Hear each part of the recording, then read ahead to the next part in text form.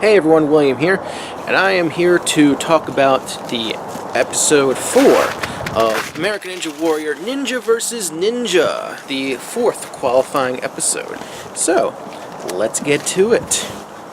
So, for this episode, they returned back to the crisscross ring toss shelf grab combo. Kind of expected that they filmed them in 3 groups because there's 9 qualifying episodes. Overall, I mean, I'm not a big fan of crisscross ring toss. I think this time around it was a little less annoying to watch, in my personal opinion. But you know, overall this was a really good, really enjoyable episode. I liked it a lot. But let's get right into it. First up, we had the NorCal Ninjas versus the Youngbloods. So first up for the NorCal Ninjas was Brian Kretsch, and he went up against Kevin Carbone from the Youngbloods. So the one thing they did with Brian Kretsch's profile is that they mentioned that he's been doing Jeri runs, and they brought up him breaking his leg, which, yeah, okay. So basically the big part for this run was there was a lot of bumping on the rings. Brian had an early lead, but basically he kept bumping into Kevin because he essentially blocked Kevin out. And oh man, I just remember watching, thinking, man, I'm really concerned for Kevin's crotch, because there was a few times where it looked like Brian might have came a bit too close there, but everything seemed fine. So in this race, they were close, but basically Brian had the lead, but he missed on the shelf, and he went down. Kevin was able to finish the course, so NorCal Ninjas lost that one, and the Youngbloods were up 1-0. And then it came down then it was Anna Shumaker versus Bree Widener. Anna, they brought up her gymnast background, and for Bree, she was the scary strong ninja that I'd like to bring up.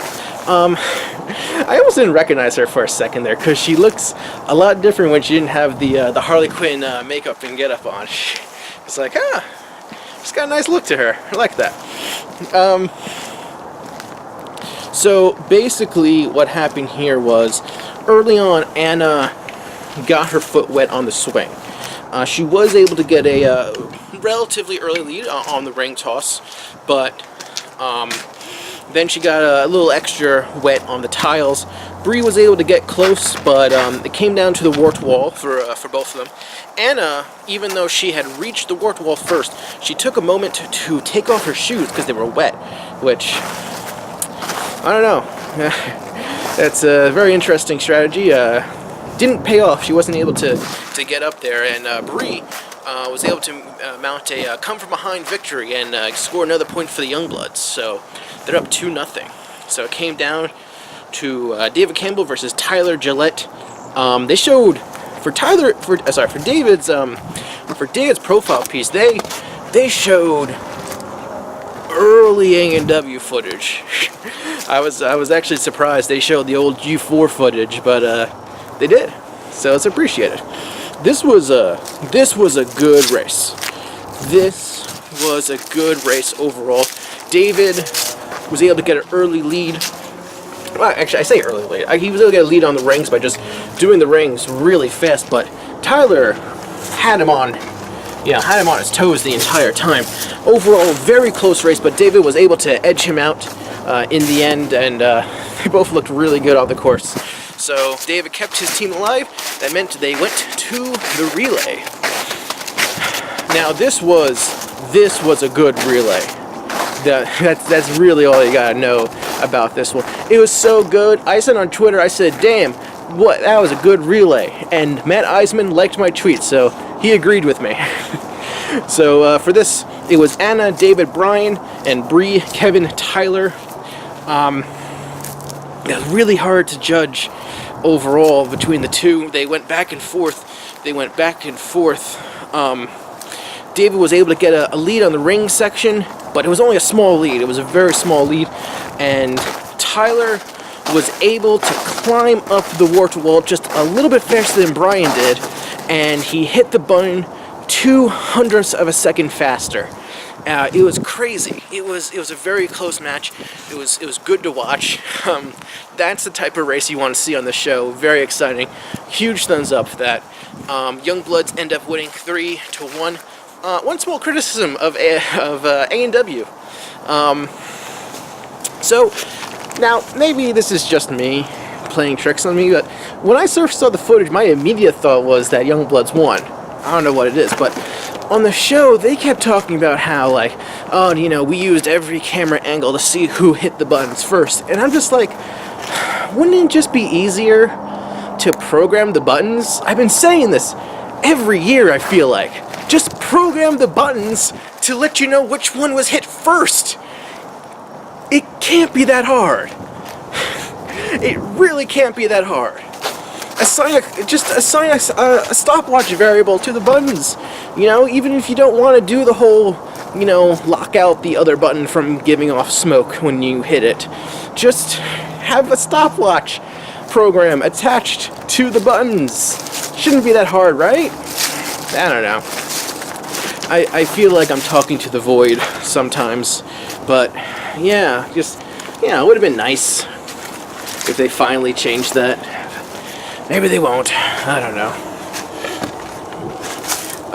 Anyway, so the second half of the first round featured Team Wolfpack versus Trey's Amigoz. So first up was the captain, Dory, for the Wolfpack versus Andrew Lowe's.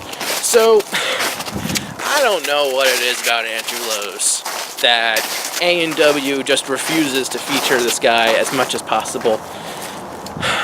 It felt like he got the shortest profile piece of everyone, and I don't know if you follow him on if you don't follow him on Instagram, you might not know this, but if you look at his Instagram account, he had to wait on the walk-on line. He didn't get a call, even though he made it to stage 2 last year. Like, if you make it to stage 2, you should get a call back. That's all I'm saying.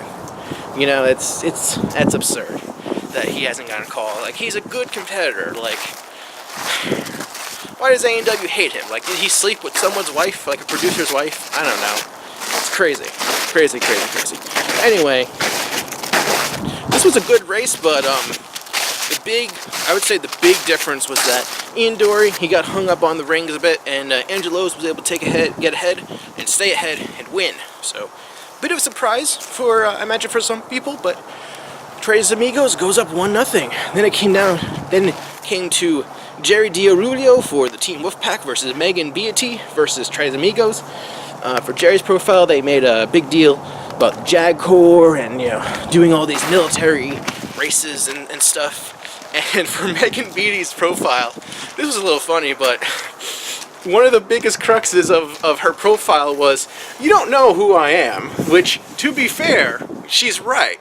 I don't. So, I don't know. Hopefully we'll see more of her, I guess.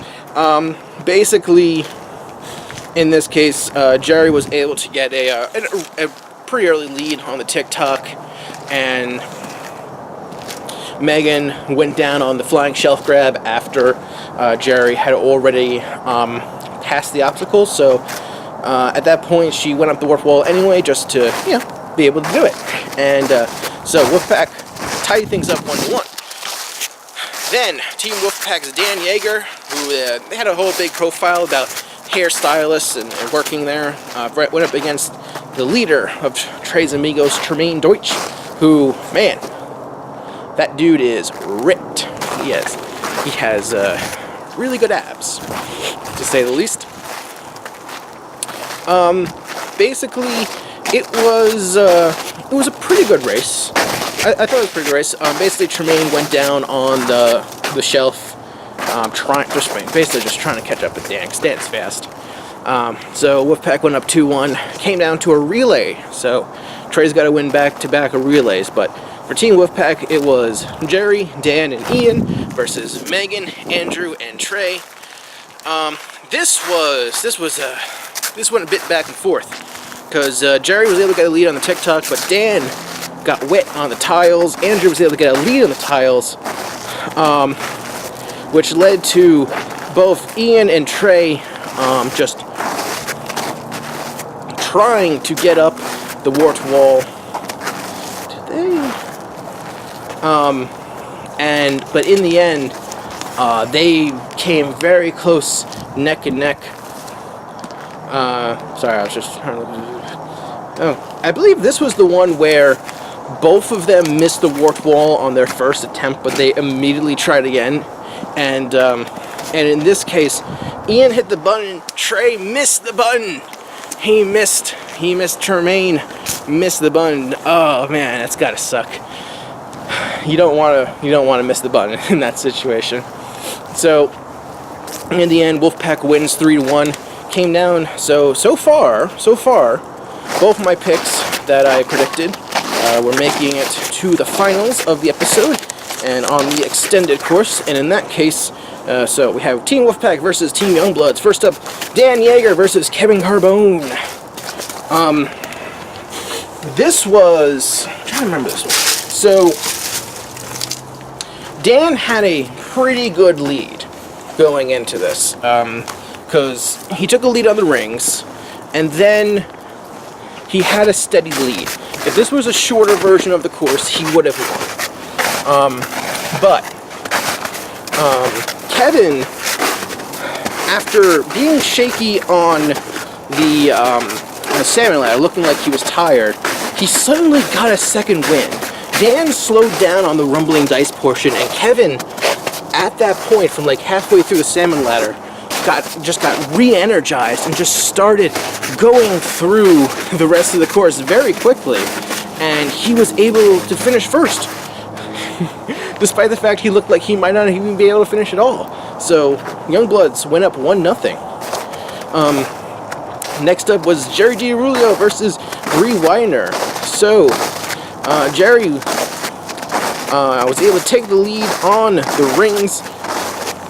Did get a little wet, but that's okay. Get ahead of Bree. But unfortunately for Jeri, she made a very critical and very unfortunate error. She landed on the trampoline, and then, like, I don't know, I guess maybe she came in a little too high. She lost her momentum. She had too much momentum going forward, and she slips forward and lands in the water, causing her to fail the shelf grab. And so, even though she had a pretty sizable lead, I would say good enough lead,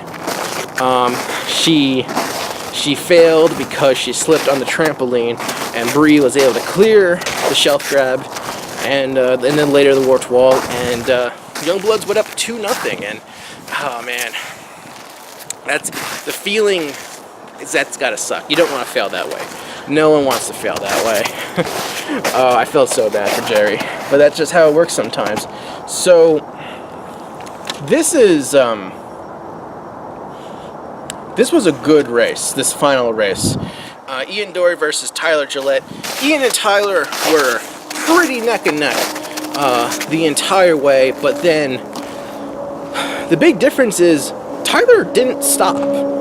Ian definitely started to get tired on the extended portion of the course, but on the rumbling dice, Tyler was able to get ahead on the rumbling dice, and he never stopped. I think that's the most amazing part, is that Tyler never stopped, and he was able to win decisively against Ian Dory, and Youngbloods get the surprising shutout. I predicted them to win. I wasn't expecting a shutout, but they win 3-0. So for the second week in a row, I was 100% right, so go me.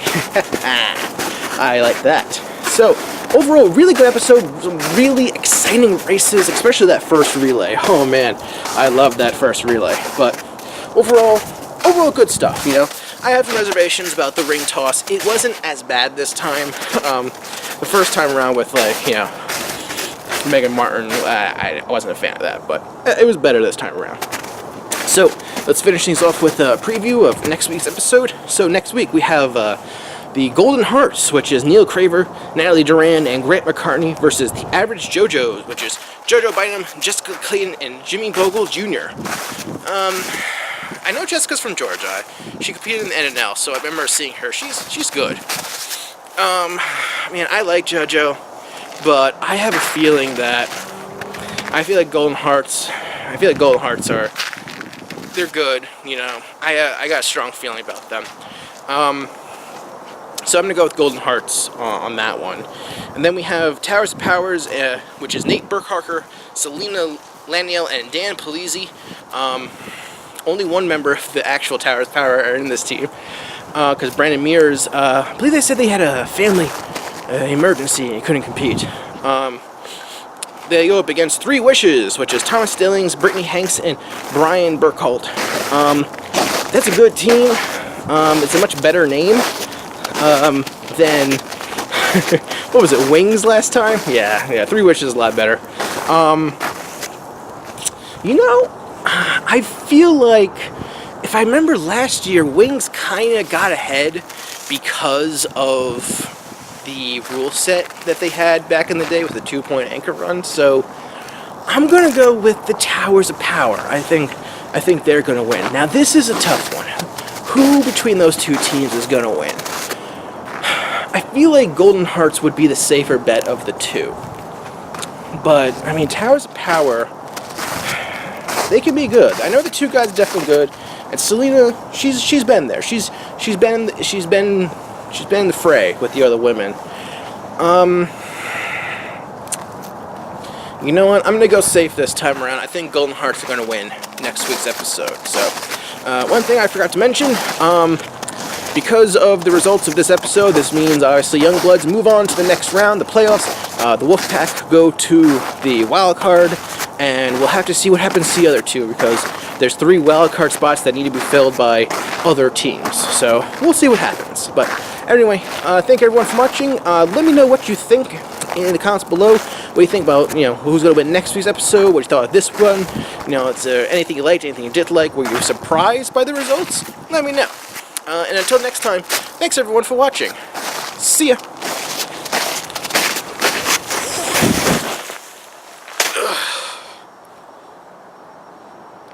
We used to have 19 inches, and now it's like 2.